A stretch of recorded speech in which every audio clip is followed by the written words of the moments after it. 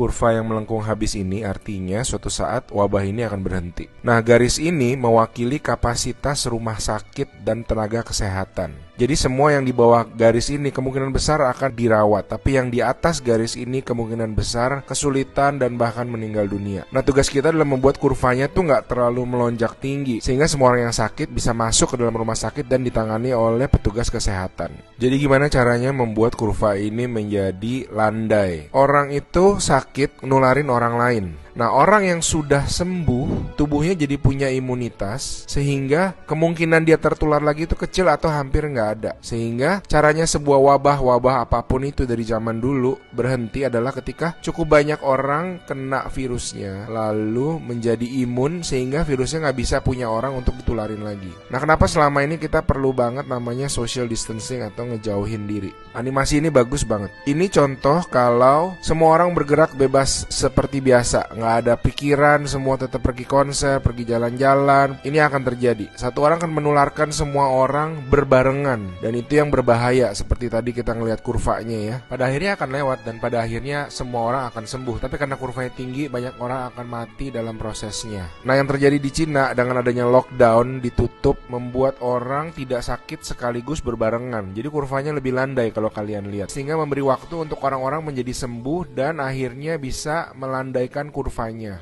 Nah, sekarang kita lihat kalau kita lakukan namanya social distancing, yaitu kalau nggak harus banget, nggak usah pergi keluar. Kalau nggak penting-penting banget, nggak usah ketemu temen, nggak usah ada social function, semuanya ditunda dulu. Kita lihat apa yang terjadi.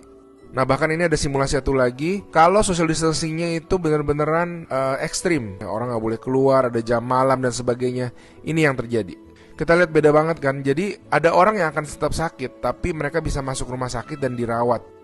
Jadi teman-teman, please do your social distancing, stay at home, work from home, anywhere you can.